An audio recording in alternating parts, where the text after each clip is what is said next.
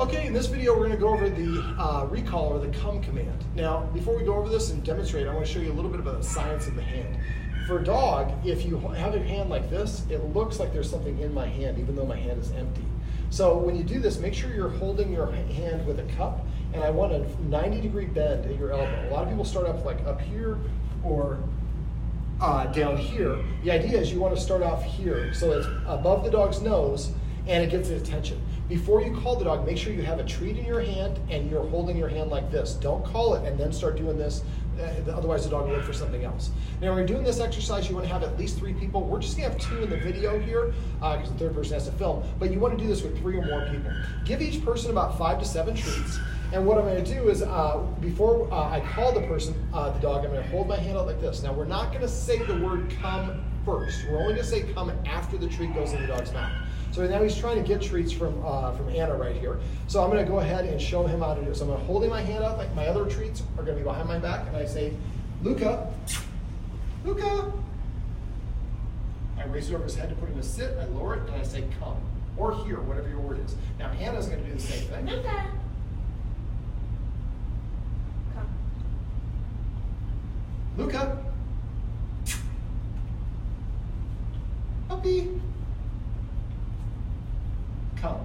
Now I start lowering it if the dog does not come to me. You saw how that works. And go literally all the way to the floor. I tell a lot of people, keep going down until it stops, and I go like this. So go all the way down. All right, now if he comes to you like you just did for Anna, she didn't call him. During this exercise, we're not going to reward that. Now that would be passive training, so make sure if you're not doing this exercise, you do reward that. So now I have my hand ready. Luca, come. We want to teach the dog, come to who's calling you, not to who do you want to go to. Now, he went to Anna. This is why we don't do 2 people, because it just pogos. Luca, come. After a while, he'll come start sitting in front of you. I only do this arc over his head to put him in his sit. If he sits on his own, then I just hold it out here and just give him the treat and say come.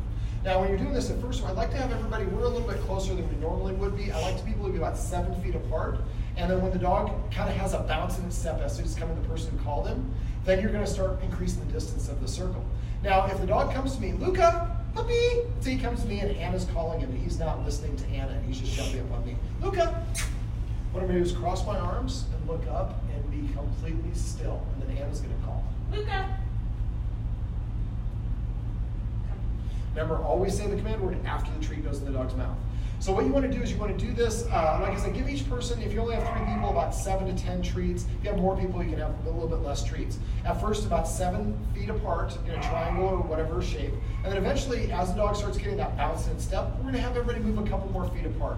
And not during the exercise, like everybody, we do this exercise, we're out of treats. Next time we do it, we're going to start out a little bit bigger and a little bit bigger. Eventually, we want to get to the point where Anna's on that side of the room, I'm on this side of the room, somebody's way over there, and the dog's coming to find us. The next step is to have one person outside of the room, but still in sight. Once we've done that, the dog goes to that person consistently. Now they're going to be outside the room, just outside of sight. And then eventually, different rooms in your house, your dog has to come and find you. And this becomes a fun game that you can do with your kids. The next stage is to go and practice outside. Now, when you're outside, I'm going to have the camera come a little bit closer. When we're outside, there's a lot of distractions. Don't compete with your dog for distractions. So if there's something else going on, make sure that dissipates before you try to do this again. Come. And the idea is when we go outside, we're going to compress that triangle or whatever the circle is, so we're back to about 7 feet apart, and then we're off. That's what you want to do at home. Sit. And then we're going to gradually make that circle or triangle or whatever it is bigger to the point where the dog's going from one side of the yard to the other side of the yard on command. Anna, you want to demonstrate one more? Luca. Come. Luca. There's one other last little thing. Come.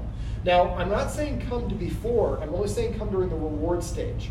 Eventually, if you want to find out if your dog knows the verbal command, most dogs learn through a gesture first. If you want to learn, the dog can't see me, come. He didn't come, so that's an indicator that he does not have the verbal command. Many people confusingly think their dog does know it, but they're actually coming to the gesture. So if your dog is looking at you, you want to just turn your head away from your dog and say come. And if it comes to you without seeing your face, then you know it has the verbal as well as the gesture. One more time for the road. Luca, come. This is how you teach your puppy to come.